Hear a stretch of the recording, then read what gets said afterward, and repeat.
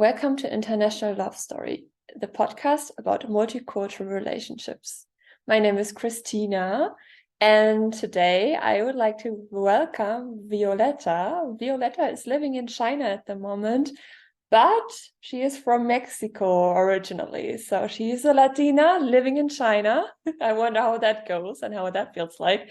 But she's going to talk about basically her love story, her life in China, and anything else she would like to share with me in just a second. So excited. Thank you so much, Violeta, for your time.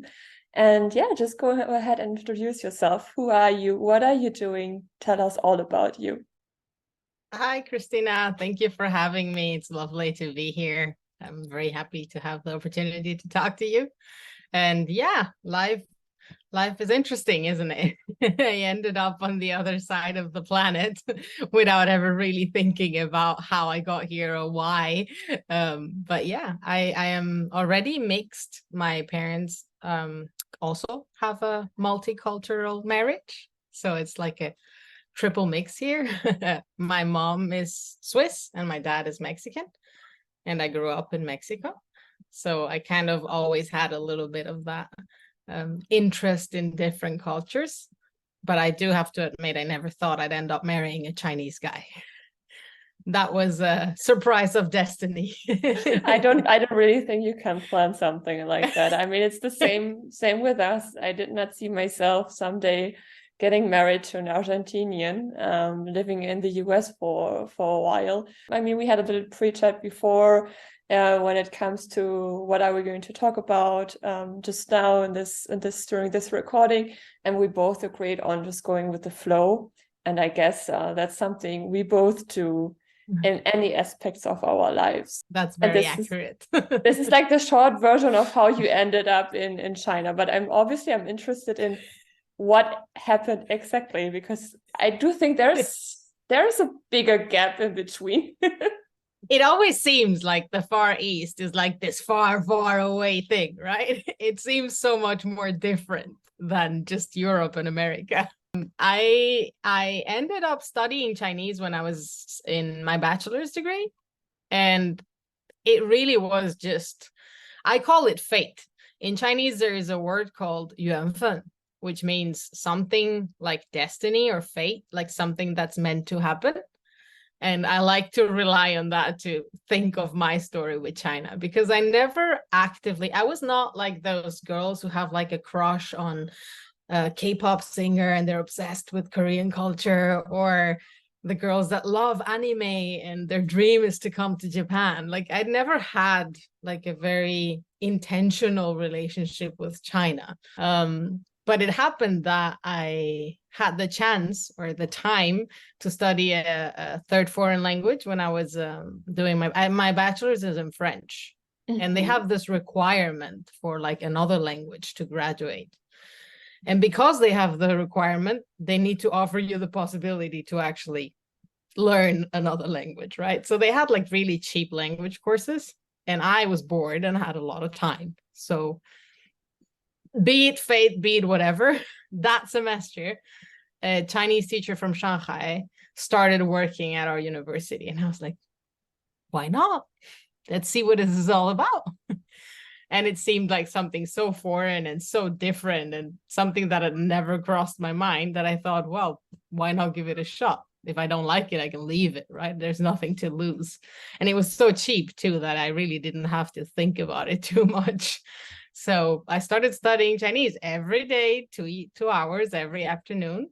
And very soon I was fascinated with like the characters and like the culture. And it became like, it stopped being this, I can't say it stopped being this far, far away thing. I still never imagined I would someday actually come to China, but it became a lot more like, I was able to understand it a lot better than before. Like I knew the facts that we learn in every history class, and that was about it. Like I didn't know much about China before that class. And I really fell in love with the language. I think that that's where everything started. Like I find the characters amazingly beautiful. Yeah. Which is the hardest part, no? It is. That and tones. Oh, tones. I hate tones. they're hard. But yeah, so I started just really unknowing of where it would take me, or if I would ever even use it for anything, just out of curiosity. Mhm. And it was all like aligned. Like at the end of that first year, my university in Mexico signed an agreement with the university in China for like an exchange program, and they were giving scholarships. And I remember very clearly the moment our teacher said 2 people in the class can apply to go to China for a year. I was like, oh my God, there is an actual possibility of actually going to China. Like it seemed unreal. And I was very excited at the beginning, but then Mexico is very corrupt, in case you didn't know.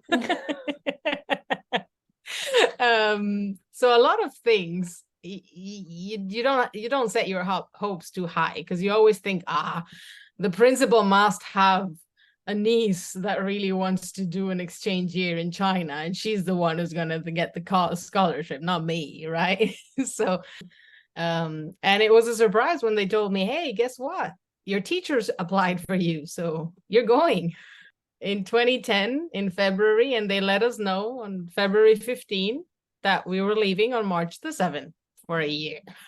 So you had to organize everything, pack your things, having a goodbye party and all that stuff. But I guess like the excitement was bigger than anything else, right? Yes, it was crazy. I found somebody to sublet my room in my apartment for a year within those 3 weeks. I don't know how. Everything just worked out somehow. Yes. And then I did an exchange year in Beijing, and it was one of the best years of my life. I met people from like everywhere in the world, like people from countries I'd never even I'd heard of them. I was good in geography, but I didn't ever have a need to actually place them on a map. Like, where is this country actually located and what do they speak there? Like, I had no idea. And I met like so many different people from so many different places. It was a really, really cool experience. And it also made me like fall in love with the country, right? Because here is where it happened. Like the experience was in China. So the memories of that trip to China were one part all the interesting people I met, and the other part like the local culture and all the things that we experienced together being here, right? So I ended up staying 2 years instead of 1, and because I had a crush on a Chinese guy too. That's another thing. Because we felt like we hadn't met a single handsome guy, and then at the very end there was this one guy, and I was like, that guy's not ugly. And I didn't want to go back. And I mean, I really, really wanted to like proper study Chinese. Like I felt like 1 year was not enough for me to be able to actually remember all the stuff that I had learned. So I wanted to like have the chance to like solidify that foundation. So I applied and I stayed another year. And then I went back to Mexico after 2 years. But it's like, I don't know if it's just me. I feel like a lot of the foreigners who've been here have the same thing. Like you either hate it and you don't want to ever come back, or it leaves something that makes you want to come back all the time. Like it makes you crave coming back. And I think that a part of me stayed here, like after I returned to Mexico. Like it was always like me trying to find Chinese people in Mexico to talk to and practice my Chinese, and like still watch the Chinese TV shows. And then I had a chance, well, destiny again, after I graduated my bachelor's degree. I found a job in a Chinese company. So it ended up being the ability to speak Chinese what got me a job, and not my major. But the time between like coming back to Mexico and finding a job, how many years are we talking about? So I returned to Mexico in 2012, and then I graduated at the end of 2013. So like 2 years later, more or less. And then, and then I found a job at early 2014, like after a couple months after I graduated. Yes. So it ended up being the fact that I came to China what got me a job after graduating and not like my actual major, right? And it was a Chinese company. Like in China, it's a big like state firm, but in Mexico, it counts as a private company, obviously. They have like a Mexico branch. It's in the oil industry. So it's not a fun, it was not a fun job, but it was, for me at the time being, it was perfect. It was all a first, right? So it was a really good opportunity for me. And then the fact that most of my coworkers were Chinese, it ended up being like one of the best things that has happened to me, because I was forced to speak Chinese like every day. So it took me right back to just being in this completely Chinese environment. I was in this little bubble of like, I was living in China, in Mexico, right? Do you have in the back of your head as well that someday you might want to go to China again? So you were hoping that they might be able to transfer you to China even, or was that just something you were easygoing with, like if it's going to happen, it happens, but it wasn't really your goal at that time? Well, I think that I did think in the back of my head that I wanted to return someday, but I never really gave it too much thought as in what form or way I was going to come back. I did also think that education has always been a big thing in my family. Like my mom even has like a master's degree, right? So it was always a thing that at some point I was going to study more, like I was going to do a master's degree, but I didn't want to, like at that point I had already like changed majors, then done 2 years abroad. So I'd been studying for a really long time. So in my head, it was like, first make the money so that you can pay for your own studies, and then think about if you're going to study more. Like, even though my parents would have supported me however long I'd wanted to study, I didn't want to be a burden and like continue using their money for my studies, because I felt like I'd already taken long enough. So it was like, the idea was there that I would work for a certain amount of time and think about what I want to study too, like have some experiences to figure out what it is that I want to do in life. Because I still don't know. I really didn't know, right? So I was trying to figure out what would be best for me to do. And it was a great opportunity, because being there, I started looking into like scholarships in China for master's degrees. And that's what I ended up doing. Like I ended up applying for master's degrees in China. I didn't really have to spend that much money, but I had worked for 2 years at that company. So I was solvent enough to like make sure that I could handle it all by myself, even if it's like the tickets and the visas and the getting adjusted and everything else, right? So that's how I ended up returning. That's quite the short version of it. But how old were you when you returned to China again? So it's a good question. How old was I? I was... Or how young? God. Let me think. So I came for the first time in 2020 in 2010, sorry, when I was 22. And then I came back again in 2016. So I was 28, almost 28, 27. Yeah. And I've been here since. I came for a master's degree and I found a husband. But that was not really number one on your list, right? No, not at all. That was not the plan. Yeah. So you originally came to study in China. Where exactly did you move? I moved to Tianjin in the north of China, northeast. It's like a half an hour in the bullet train from Beijing. How big is that city? It's a city, I guess, right? Because I feel like everything is just other dimension in China. Yeah, don't ask me. I have no idea. The numbers here are so like big that I lose count. I'm really bad with population numbers. I have no idea. I think they have like 4 times the population of Switzerland or something like that. That's not so difficult. No, I just don't know if it's accurate. But it's huge. I get in numbers, idea. It's huge.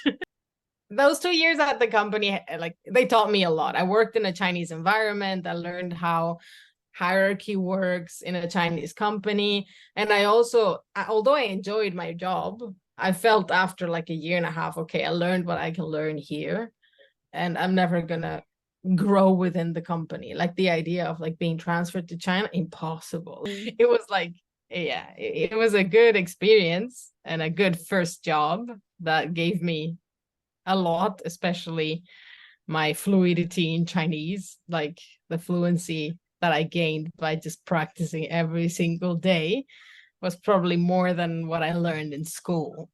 I did all my masters in Chinese as well. So I had to write a thesis in Chinese, and it was a pain. At some point I was like, why am I doing this to myself? But somehow you mastered it.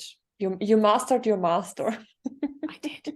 It took me forever, but I finished. No, that's fine. I mean, just imagine. I mean, you learned completely different language in just like a blink of a time, in just a couple of years, and then also being able to write that. It's like I can only imagine how difficult it was here and there, and that your love for the culture, for the language, was bigger than the struggles you had, especially most probably in the beginning. And maybe you're still struggling with that, but that all this coming together didn't stop you from, from keeping on and trying to achieve the goal of living in China and building a life there. I don't think I ever actually thought about, I'm not a planner. I don't really plan too much. Like I just let things happen to me. And I've been very lucky because I've had all these opportunities just like kind of fall into my lap, and all I have to do is like take them and be like, okay, sure, take a leap of faith. Let's do this. Why not? Right. So it was the same when I applied for the degree. They never responded me. Like they did respond in the end, but it took them forever to give me a response as to whether I had been accepted or not into the program, and as to if I had or not gotten the scholarship. And I really depended on that, like to know if I was going to be able to come to China to study, right? And I still decided that I was still going to quit no matter what. So I quit like two months before I even got my notification from university. And I bought my flight ticket to China as well. I bought a ticket in August. I was like, well, if I don't get in, I'll just travel to China and see what happens. I'll go as a tourist. I'll take a tour somewhere, and then I'll just return and see what I do with my life next. So it has been a bit of like unplanned luck. The having a life here is the same. Like I thought I was coming for a master's degree, and that's all I thought. Like I didn't think, oh, I'm gonna do a master's degree and then I'm gonna come back. But I also didn't think, oh, I'm gonna do a master's degree and then I'm gonna have a life there. I just thought I'm gonna do a master's degree. That's it. But what happened that you stayed after your master's? I met my husband, so life happened. Now we're getting to the spicy topic. Chinese Tinder happened. Okay. So talking about dating in China, how is that? Like dating apps? We've talked about shows already, dating shows. Yes, there are dating apps. Dating apps. I don't know if I know of foreign people who have met their spouses in China, like same as myself, through dating apps, but I don't know of any Chinese couples that I've met through a dating app. I'm sure they exist, but I've never met any. Like the ones that I know met some friends with benefits on dating apps, but not actually like partners. I've never run into anybody so far. It's interesting as a foreign. Dating in China as a foreigners is weird.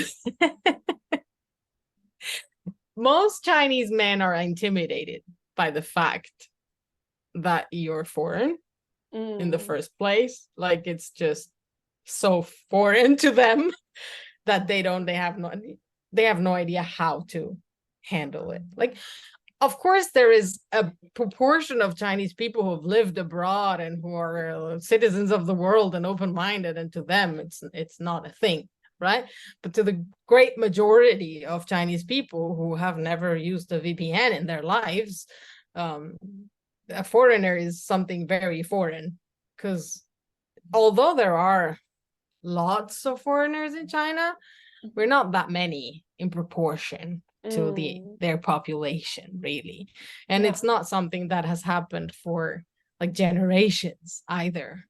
Like people, like intercultural marriages in China are scarce. They are becoming more popular now, but like it's not like there are like with other countries where seeing Asian faces does not mean that that person just came from China and like immigrated to the country. It might be that their great grandfather immigrated and they're German, right?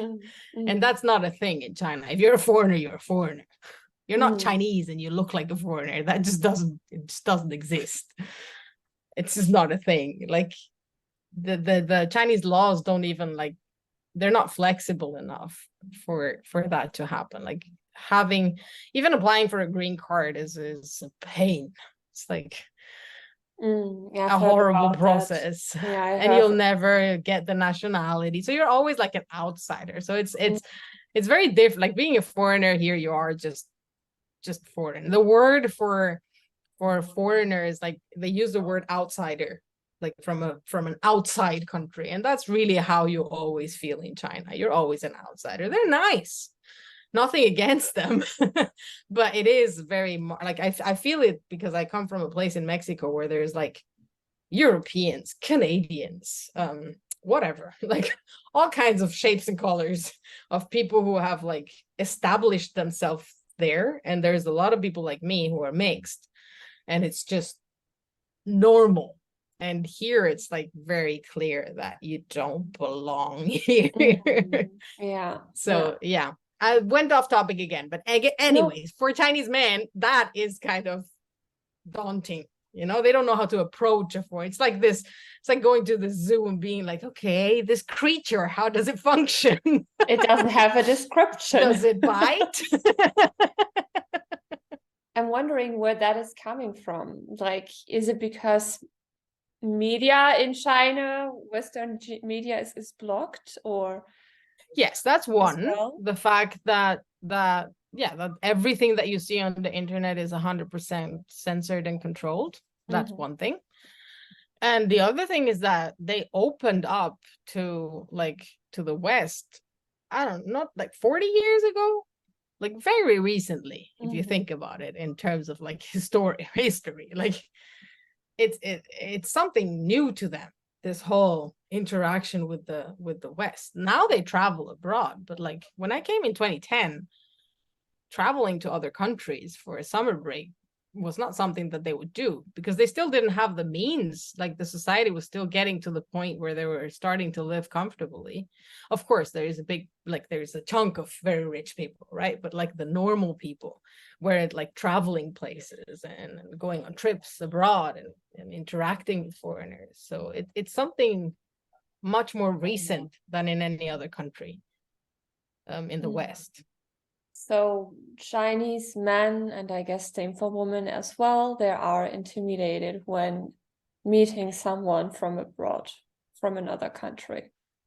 Chinese women aren't intimidated by foreign men. Chinese men are intimidated by foreign women. So, but to get back to this dating application, so you registered, you were like, okay, let's see where this is going. Let's see if I'm going to meet someone nice. And then you had a few dates, or was it only that one date and it basically was love at first sight and you were like, okay, that's the guy? How did that go for you, the dating experience in China? It was very, very odd. I was at a very weird point in life. I had a Chinese boyfriend when I was working at that company in Mexico. And we kind of broke up before I came to China, but obviously I came to China and he was in the same city. So it was like almost obvious that we wanted to try again, like see if it works. And it didn't. Like I kind of knew, but like still. You use up all the all the opportunities you get to see where things go, and it just didn't work out. And I was okay with that. But like the change and coming back to China, it's like I already had this idea of what it was because I had already experienced it once. But China has changed so much, and it changes so fast. I came into a completely different like kind of environment and reality. Obviously, I didn't have all the friends that I had back then. So it kind of hit me at once that it was not going to be me reliving my young 20s in Beijing with that particular group of people, right? And the campus where I was put was far away from everything.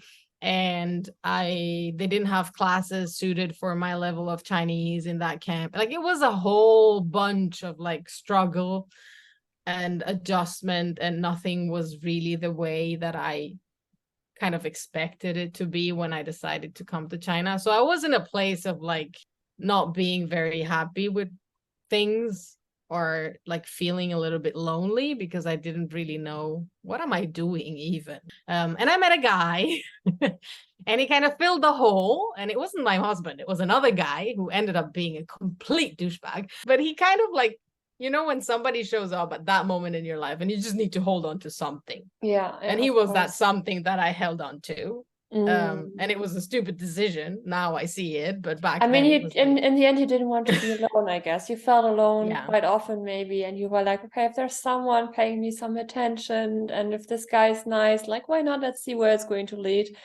But yeah, I guess you broke up for a good reason after all. Yeah, it didn't last a lot of time. It lasted like 2 months or something. Those 2 months that I was feeling the worst, and it was my birthday coming up, and like lots of like bottled up things at the very beginning of my second China experience. And he was also Chinese, but he was like one type of Chinese. Was like he grew up in Beijing, which is the capital, so he had a lot more interaction with foreigners. He lived not near a university too, so lots of foreign students. So he was like, he spoke English quite well. So he was just into all the foreign girls. I was not the only one. Found out later. Anyways, like for him, the motivation was very different. Yeah. So after that breakup, it took me back down into a very low point again. Like, oh my God, I have to do this all over again. I feel lonely again. And then I had this one friend who had met his girlfriend on this Chinese dating app. And I'm that kind of person that I have enough people to talk to. I don't need to talk to strangers. Like that was always my kind of mindset. I had never talked to a strange person that I don't know on the internet before. Like I never saw it as necessary for any reason, but I was so bored. I was like, you know what? I'm gonna give this a try. And I remember at the very beginning, I wrote it's very similar to Tinder. It's called Tantan, and it's like the Chinese equivalent of you swipe left, you swipe right, you have a bio. If both swipe right, you match, you can chat to each other. That's about it. Not much science to it either. And I remember at the beginning, I wrote very clearly, like, I am looking for friends. I am bored. I just want to talk. I am not here to have one night stand, and I'm not looking for a partner. I met a couple guys, like 3 or 4. But it was very, like, I met them. I had no real actual interest. There was no chemistry there. I wasn't really interested in anything else. I just wanted to make friends. So I saw them as friends. So I went on a couple of dates that I guess for them were dates. But for me, it was just like, hey, I'm hanging out with people now. I got somebody to talk to in real life. It was interesting. It was, I don't know, awkward. I think that in a lot of the situations, they're like very like goal oriented and like asking what your plan is and whether you want like a stable relationship and where you see yourself in how many years and when do you want kids and stuff like that. And I was like, I'm not going to talk about these things with you. Yeah. And of course, also as a foreigner in China, the first things are always the same questions. So like all of the interactions were a little bit sterile, like not very deep. And it took me to like 2 weeks on the app until I started talking to my now husband. And it was very, very funny because I wasn't like super attracted to him. I didn't think, oh my God, this dude is so handsome. It was like, there's something there. He looks interesting.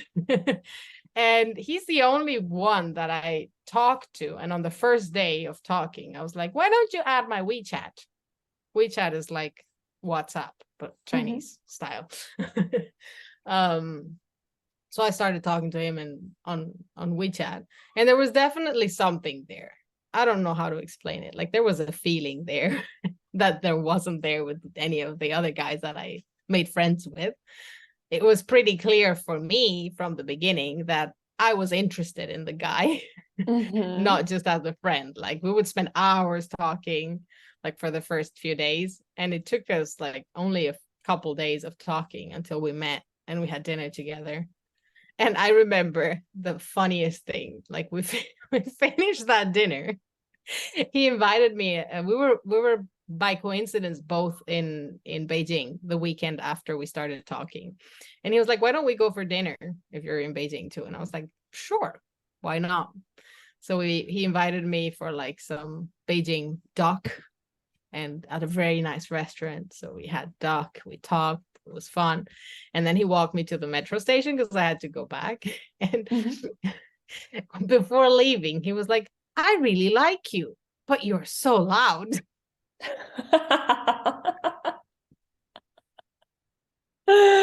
So I guess he wasn't dating someone from outside China before. You were the first Not one. at all. No, he Yeah. didn't even have any foreign friends. Like it was his first interaction with a foreigner.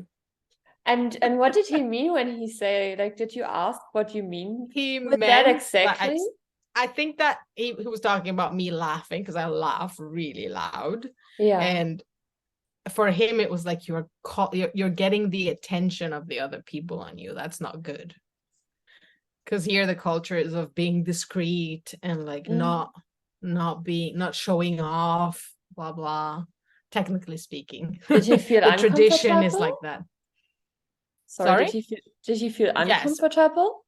Yes. Well, Yes. It made him feel uncomfortable to like be there with somebody and then having like all the looks. I guess I didn't even realize, like I don't care, like I can walk down the street dancing and I don't see if people are staring at me because I could not care less. But for him it was a thing, like you're getting people's attention on us and I don't want the attention, thank you very much. so it was very he was funny. brutally honest in that case, They are. which is crazy. But that didn't stop him from dating you after It all. did not. No. So I guess that maybe it was too good an opportunity. Like there's this foreigner who's interested in me. I've never talked to a foreigner before. And I'm a Latina, I have curves. so like several things were playing together for him to keep on dating you, even though he felt like you brought too much attention. I mean, did you ever talk about that afterwards in detail? Like, how did you feel the first day? Do you remember? How was it? What did he I say? joke about it very often. No, he explained to me afterwards, like why he had said it, like why that made him feel awkward. And it's very interesting because we've been together for a wait. We met at the end. I don't even know. There's no official date to when we actually started being a thing because it kind of just happened. And to be fair, he was on Tantan for all the wrong reasons. He wasn't there to find a wife. While he met me, he probably had, I don't know, a bunch of other friends that he met on Tantan, that he met on occasion. And we never really had like a conversation of what are we, like, what is this? Are we exclusive, etc. for quite a while at the beginning. If you remember the state I was in, I didn't really care if it was seeing other people. Like I was happy that there was somebody that I was getting really well along with. And the difference with the other guy who was doing the same thing is that the other guy was like, oh, I love you, you're the love of my life, after like 2 weeks, like he was like very intense and he introduced me to his mother and like he did all of these things that completely threw me off my game.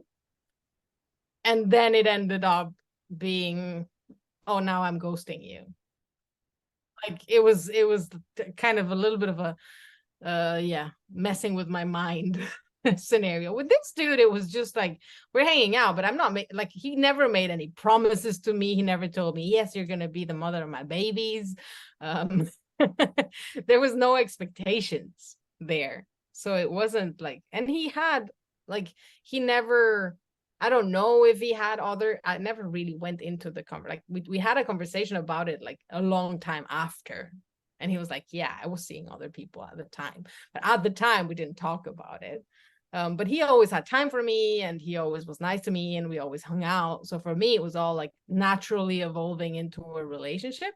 And I think that in his head, he never thought that it would someday actually become something. Because in his head, I'm the foreigner who's doing a master's, and in 2 years, I'm gone and forget about China, and I'm back in my country, and that's it.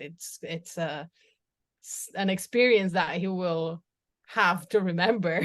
And you could see when he started like developing feelings that it was kind of bothering him. Like he always seemed a little bit like confused about what he wants to do about me, because he still had that feeling of like, and I feel like for a very long time, maybe even not, it's getting a lot better now. For a very long time, he felt very insecure in our relationship. Like he always felt that I could leave him anytime. Like I could just get up, pack my bags, and go back to Mexico, and he's left with nothing. So he was very protective of his feelings for a very, very long time. I'm telling you, it's fate that we're still together, because under any other circumstances, if I had not been feeling the way I was feeling, I would probably not have been able to deal with his way of being, and how closed he was with so many things, and how cold he was with I would have just been like, this dude's toxic, bye.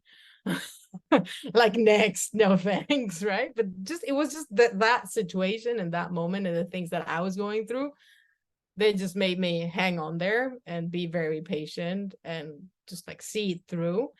And I mean, he has changed like 180 degrees in the past. What is it? What did I say? How long have we been together? 7 years? 6 years. 6 years and a half, more or less. But I think that's interesting how things are changing when you get closer to someone from another culture.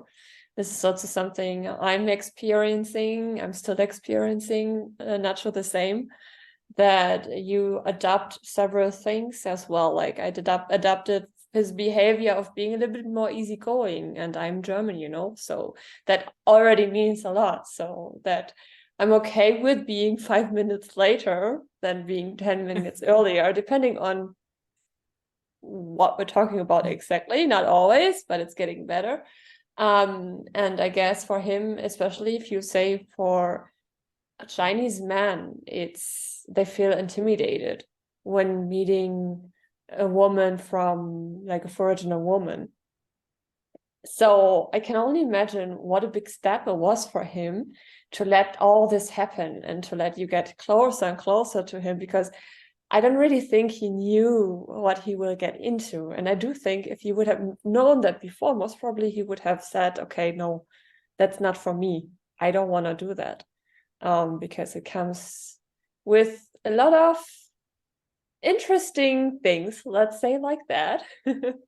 And especially if you're really not aware of, I mean, I don't want to, how do I say that without sounding weird, but without really having insights from what's going on in other parts of the world, I can imagine that it's quite difficult. He went from being, I don't want to be too political because I don't really like discussing politics, but he went from being super nationalistic and like careful if you say something bad about like the party, to being who he is now. Like, when are we leaving China? Can we leave any sooner, please? So he's really turned, and it's not me influencing him, because I don't even share the drastic views that he has nowadays. I don't talk about this kind of stuff, but just the fact that he's had the chance to see things from a different perspective, and that he now has a VPN and he reads the news from China and from outside China, and the fact that he's met many of my friends who are foreign and who are willing to speak their mind about these kinds of topics, and he's had interactions with like people from completely different backgrounds whom he would have never had access to before meeting me, because they were completely out of his circle. He was in a circle, a bubble, and that was his life. It was just big. He traveled abroad with his co-workers in a tour and then back, and like never really experiencing any of the foreign stuff. It was like very gradual through the years of like being exposed to a lot of like different things and views, and we've traveled together to other countries. He's met my family, we've been to Switzerland, we've been to Mexico, and like all of these things little by little have like shown him different perspective and given him the choice to have like his own opinion on things. And it's interesting that you're telling me that he has changed a lot as well, because I mean, that's something that sticks with him since ages already. And suddenly he meets you and he gets a different perspective on things. And I guess the other way around as well. I mean, you are influencing each other, which is great to see. But also the little hurdles that come with it, that's obviously something you have to deal with as well. And I do think that there are, especially most probably in the beginning, there was some disagreements, in your relationship, where you basically just misunderstood each other because maybe of the language, the culture, so many different influences that are coming together. Talking about that, like, if you think back and if you think about where you are nowadays, what were your biggest challenges and what are still your biggest challenges? I think that one thing that is always going to be a challenge is communication. And not only language, also language. Because I'm fluent in Chinese, and that's what we use at home. We speak Chinese. His English is there, but kind of broken. He wouldn't be able to speak about his feelings in English, for instance. But then again, my Chinese is fluent, but I'm also not an expert in talking about like my feelings, like the details of how something makes me feel. And I also don't have it's not my first thing. It's my fifth language. So I don't have that grasp of the subtleties and implication of the use of certain vocabulary or certain expressions, right? I just use the words that I know that mean that thing in Chinese, the way I would say it in Spanish or in English. And sometimes it doesn't translate as well because they don't say those kinds of things. So it sounds completely wrong, although what you're trying to express is not wrong. It's just that they are not used to saying that kind of stuff. So you don't say it that way. So it comes off the wrong way. And I think that that's always going to be a little bit of a thing. We're learning from each other. So we kind of understand better what we're trying to say, even when we're not using the right words, right? But communication is always not only the language, but also the ways of communicating. Like Chinese don't verbalize that much. And I think that the biggest struggle that we used to have at the beginning is from where I see it, is the fact that he was not at all in touch with his emotions. It's not something that you learn here. So a guy that isn't sad, a guy isn't, all those different ranges of upset or disappointed or whatever. It was just, I'm angry. For anything, it was just, I'm angry, I'm mad, because that's the only emotion that he knew how to express. Like I said something that hurt him, he wasn't capable of telling me, hey, this thing that you said made me feel this or this way. And the only thing that he could identify there was anger. And he'd just get mad because that's the one thing that he was able to express. I know how to yell. I don't know how to throw a glass off the table. I know how to act mean. I mean, he would never touch me, but like just the anger bottling up, because it was not actual anger. He was hurt. He was disappointed. He was sad. He was whatever other feelings. But there is no like social emotional learning or anything like that 40 years ago in China. So that disconnect from his feelings was, I think, at the beginning, the biggest challenge, because I couldn't understand why he was mad all the time. Like any issue would end up in him just being angry. I was like, it's not possible that you're angry all the time. Like, why does this little thing make you angry? Like, and he didn't understand what you meant either. No, like, hey, this is how I feel. Like, there's no other emotion for me to express it. Yes. For me, it was like, why don't we just talk it out and that's it? Like, it's not a big deal, but for him, it was a big deal, and it was him being angry. And I mean, now I can see it and understand, and I can imagine how frustrating it is to have feelings bottled up that you don't know how to express. Like I can now imagine being in his situation, and that's not an excuse. You should not get angry at everything, but no, still. I mean, emotions are like a color palette after all. You can mix different colors together and you'll have another color, and you can take a little bit of that and take a little bit of this, and it will turn out completely different. Like, it's not good or bad. There's so much more in between. And if you've never learned that, I mean, for me, obviously, it's not a topic at all, because this is how I was raised. So I'm able or capable of controlling my emotions. I'm capable of expressing my emotions, because I've learned that. But thinking about that, there might be people that never have learned, or that just know 2 or 3 different emotions. That's just like mind-blowing. I've never thought about that like this, that this is even a thing, you know? So can imagine that he and you were both overwhelmed when this happened, no? Yes, it was it was the same for me. It was very hard to understand at the beginning, like, where is all of this coming from? Like, why are you so unhappy with everything? Like, what does everything bother you? Like, it was just like very strange for me to understand like where all of this was coming from. And it was a really slow process of like going from that to being able to have a conversation and be like, hey, like maybe we'll get mad, like the normal reaction is like something upsets you and you're like, I won't talk about it right now. But like the being able to like let an hour go by or in a day and go back to it and be like, hey, this is how I feel. This is how you made me feel. I'm sorry I reacted the way I did. I reacted that way because in that moment, this thing that you said made me feel this certain way. And that's like the biggest like growth that has happened, that we now can talk about how we're feeling and why we're feeling the way we're feeling. In the past, it was also a thing where it's like there has to be a wrong and a right. And obviously I'm wrong, he's right. There's not much to discuss there, right?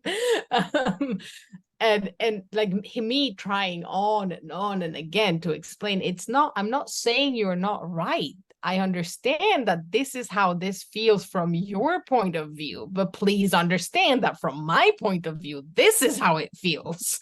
And I am not saying that I'm not trying to cancel your emotions or your way of seeing. I'm just saying there isn't just one way of looking at things, and the fact that you are right doesn't mean that I am wrong. We can both be right in this situation. And that concept, I think he now understands it. No, of course. I mean, this is something we are learning as well as kids, you know, as teenagers, especially when falling in love for the first time, experiencing all those emotions. That's ages, and then hearing that someone is not expressing his or her emotions for the reason you just gave us is just like, for me, as I said, it's mind-blowing. I can only imagine how challenging that was in the beginning to figure out why. Like, as you mentioned, like you can't be mad or angry all the time. There has to be a different emotion in you as well. But he didn't understand what you meant by that, and you didn't understand him, and you were like, okay, how do we fix that? And to basically realizing where that is originally coming from, I think is the first step to work on that. And this is exactly what you've done and what you're still doing. And I think so interesting to see how different cultures, when they clutch together, how they're working together. And if there's a will, there's a way, after all. If there's a will, there's a way. Yeah. It And you've requires a lot of managed that. patience. That's all I can say. Definitely. It just requires a lot of patience. So there were moments where I was like, why am I even doing this? Like, yeah, of course. what's the point? Why don't I just go and find myself somebody who actually understands what I'm talking about? Yeah, like, it would this be is easier exhausting. sometimes. Yeah, but I mean, that's the reason why you fell in love with each other, and why you're still together, and why you're married. And you've mentioned that he met your family. I guess you met his family as well. Like, by the way, how was that? Like meeting each other's family. That was funny. He never actually told his family that he was dating me for like the first year that we were dating. And I think he ended up telling them because they ended up finding out through someone else that their son was dating a foreigner, which is not like kind of a small thing. It's kind of a big deal. Like, what are you talking about, a foreigner, right? And I mean, he ended up like, he handled it really well. Like, and at some point I was like, why don't I know anything about this? Like, why am I not a part of in this conversation? Like, why don't you let me know how your parents feel, like what they're thinking? But I think he actually handled it pretty smart. Like, he dealt with his parents first and like did all the like explaining first. He didn't tell me anything about it. And then once he'd already like kind of went through things with them, then he was like, hey, my parents want to meet you. Why don't we go to my hometown this and that time? And I was like, I didn't even know your parents knew I existed. Like, how long ago do they even know about me, right? But I think he made it a lot easier for me than if he had just decided to be like, hey mom, I'm gonna bring my girlfriend home so you meet her, and then the mom like, oh, a foreigner, and then maybe I would have been able to see their disappointment or whatever, and it would have been a lot harder for me than the way that he did it, where he had already like gone through the emotions with his parents before he even told me that they knew about me. And they're lovely people. Like, I love they're so nice to me. They're absolutely adorable to me. Like, we don't express things in the same, again, they come from a completely different reality. We don't communicate in the same ways, but they're absolutely lovely to me. They take care of me. They're super nice whenever I go. At the beginning, because they know, obviously, my husband's temper and the way he expresses his feelings, because it's not just with me, it's with everybody, including his family, right? So at the beginning, they were very protective of me, and they were always scolding him, like, you don't speak like that to her. Why are you always angry? So they would always take like my side, and like his mom would call us and be like scolding him over the phone, like, make sure you treat her well. I don't want to know that she's crying because of you. Like, they were very, very, very kind and very nice to me.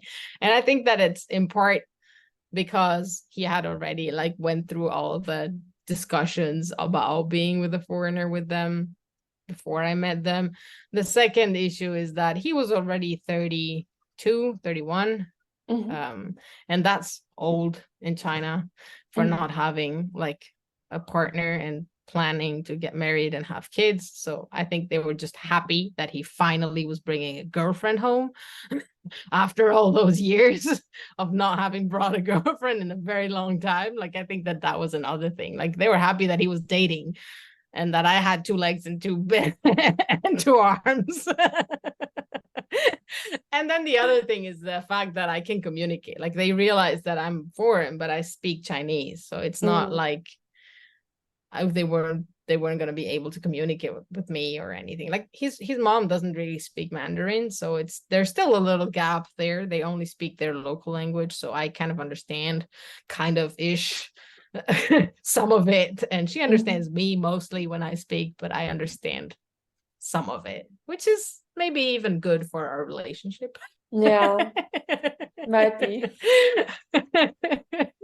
that you don't understand everything. Yeah, it was interesting. And my parents was there. My parents came to visit me in China, and I tell my parents everything. So my parents already knew, and they know that I'm always in love with something or someone. So it wasn't like a surprise to them. Oh, she's dating someone. Oh yeah, like that. But how was it for him? How was it for him to For meet him, your it was. I family? think it was a surprise. I think the whole it was a surprise to him how warm and welcoming most of my family and friends are. Like, I think that that's one thing that completely changed his like world, like how people can interact and make you like feel like you're a part of the family, or like they appreciate you in like no time. So yeah, I think it was nice for him to meet my parents. It was, I mean, there's a big language barrier there, so I had to translate pretty much everything. But it was nice. I think that he realized, like, for him to see where I come from and why I'm so affectionate and stuff like that was also very interesting, I think. And obviously, I mean, your family or your parents, they are in an intercultural marriage themselves. So for them, it wasn't a big deal at all. They were like, yeah, okay, another one.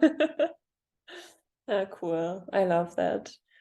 So you've talked about like how Chinese families are focused on, first of all, when dating, they do have somehow a script, like a list of fulfillments.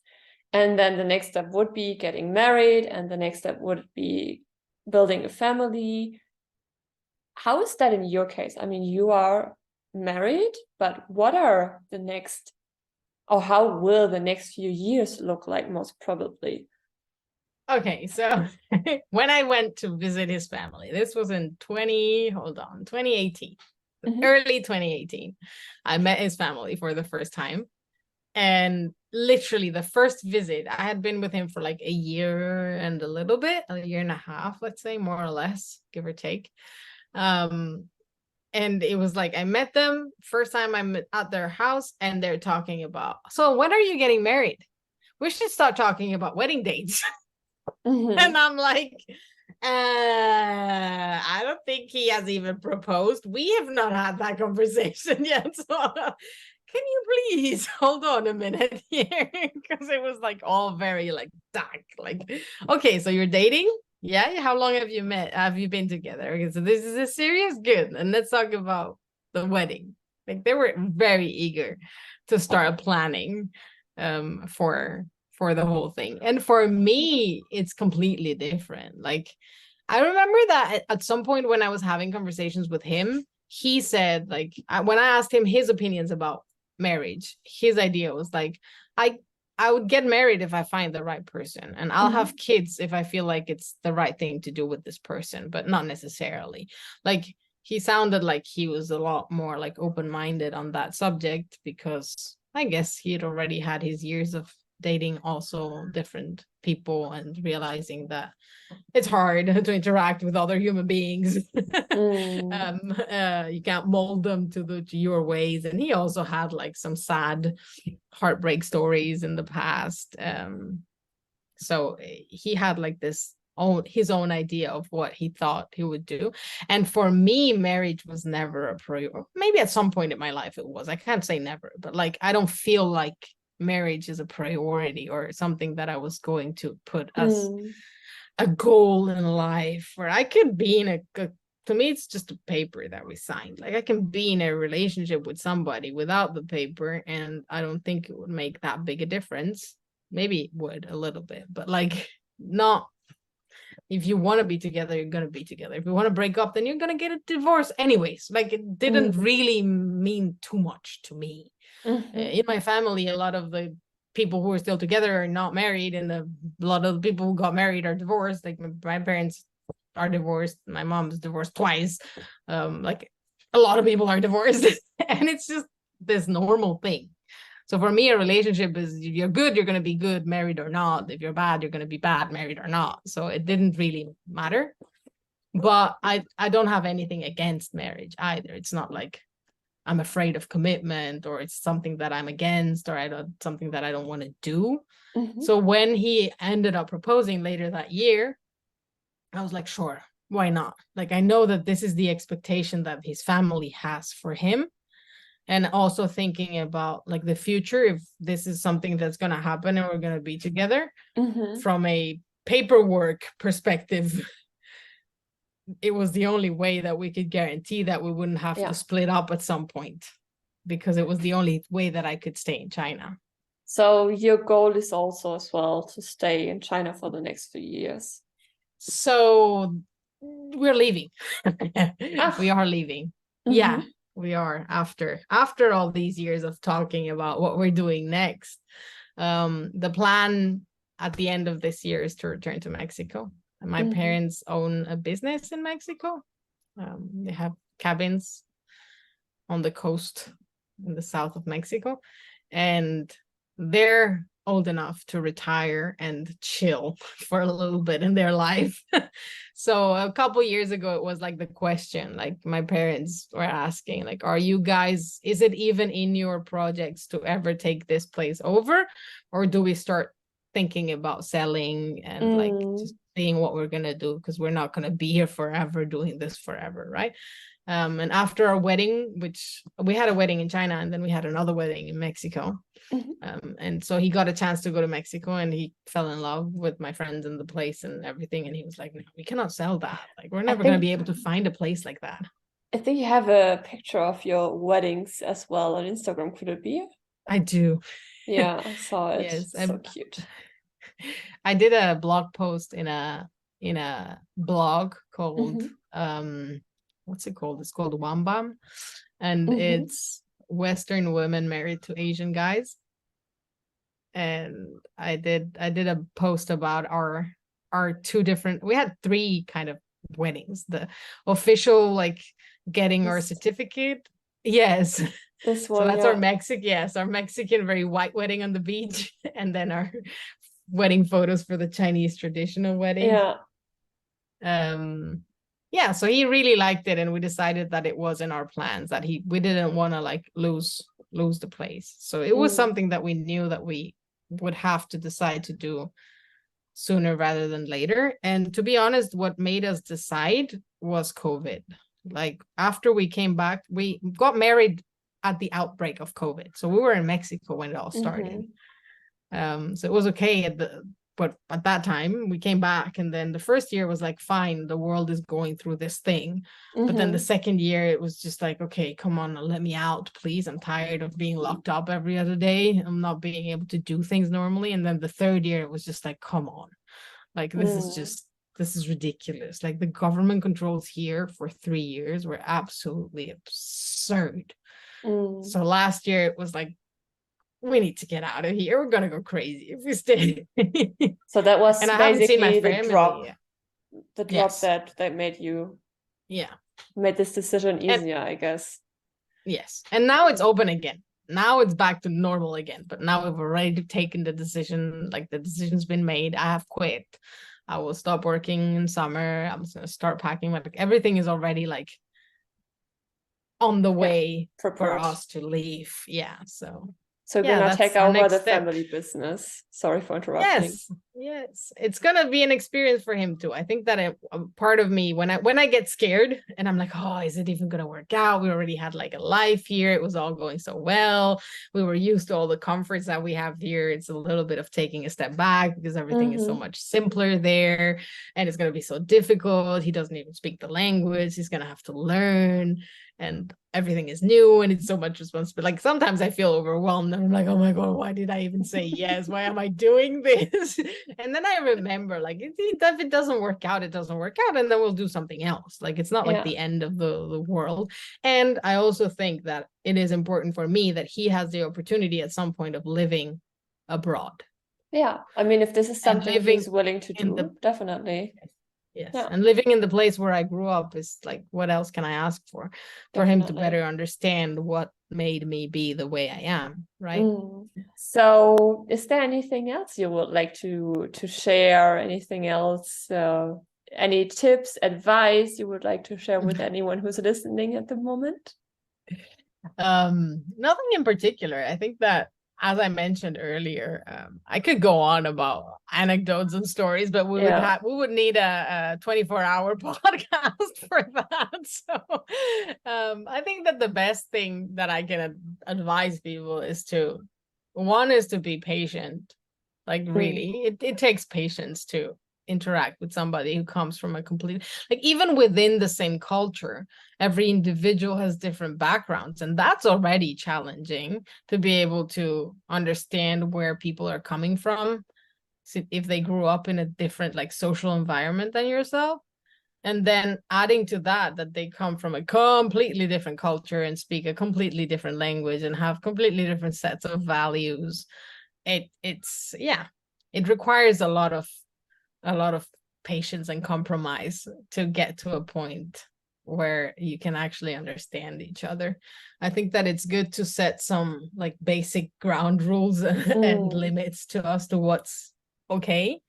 But for the rest, it's just an ever ongoing work in progress. Yeah, I mean, same as in any other relationship as well, obviously. Yes. Just that it comes with a few more things on top. Yes, trying to understand where the other person is coming from, right? Yeah. And for me, that was like what made us end up, like, succeeding in our relationship. We're, like, still being together, and we're like, everybody was like, yeah, but, like, you're just together 2 years, you never know if this goes on, it's gonna be. And I feel like we're doing better and better. Like, I feel like every year that passes, we are stronger and we're in a better place as a couple. Yeah. Although we've already been married for 4 years, blah, blah, like, people saying, it's just the first 2 years. You feel that it's easy because you just got together. It only gets harder, blah, blah. And for me, it's been the opposite. Like, it was very hard at the beginning and it's starting to become easier. Yeah. I've never heard someone saying, like, at least none of my guests I've interviewed so far, that it's getting harder during the years. It always gets easier. When it comes to communication, at least. I don't know if it's just different because you have the Chinese aspect as well in your relationship.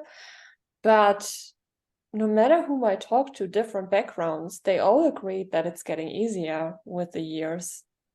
I think that here, I don't know, I've seen a lot of divorces too going on in, like, intercultural marriages here.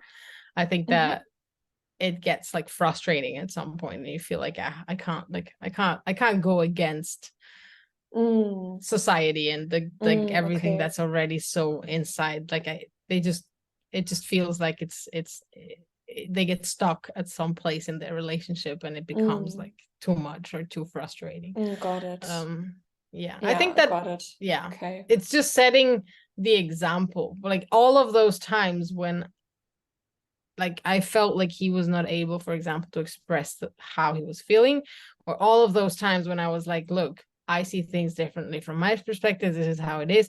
And although every time I said that, it made him mad, and he was like, hey, you're just making up excuses for yourself. I kept doing it. I just lead with example. I stayed true to myself and to the things that I believe in, that I knew that are, like, good for us. Yeah, definitely. And he ended up learning from example, I guess. Of course, I've learned a lot from him as well. It's the same. He's stubborn. I'm stubborn. That's a good mix.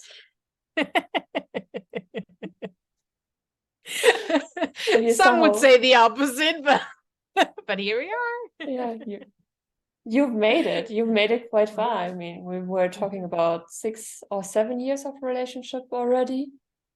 And especially in the beginning, the challenges you had to face, I can only imagine how difficult it was and how many times you've reached a point where you ask yourself, hey, does that actually make sense? Do I see myself living with this person, and then obviously on both ends, not only on yours. I mean, I can't talk to him at the moment, but I'm pretty sure that he's feeling the exact same thing as you did the past few years. So as mentioned, I'm really looking forward where your journey is going to lead you. And let's keep in touch. Definitely. I hope we'll be able to visit you. I mean, Mexico, Argentina, that's like not too far from each other. A little bit, but you can always have, if you're traveling from Europe, Mexico is a good stopover to go to Argentina. That's true. And so yeah, thank you so much for all your advice, for sharing your story, for giving us a little insight on how it is to actually live in China as a Latina. One more question before we end this conversation. Yes. So for anyone who's listening, who would like to learn more about you, who has some further questions, where can they find you? What's the best way to contact you? Okay, so I'm on Facebook and Instagram as Violeta in China, which is Spanish for Violeta in China. So Violeta ENCHINA in China. Violeta with one T. Everybody spells it with two T's for some reason. Violeta with one T. And I'm not a very regular poster, but I'm always there and I post stories now and then, and I'm easily reachable. So Perfect. Drop me a message. I'll definitely link that below. So you're going to find that in the side notes as well as in the YouTube description, because this video obviously is going to go on YouTube as well. So yeah, again, thank you so much, Violeta. I hope we're going to stay in touch and have a lovely night. I mean, it's late already in China.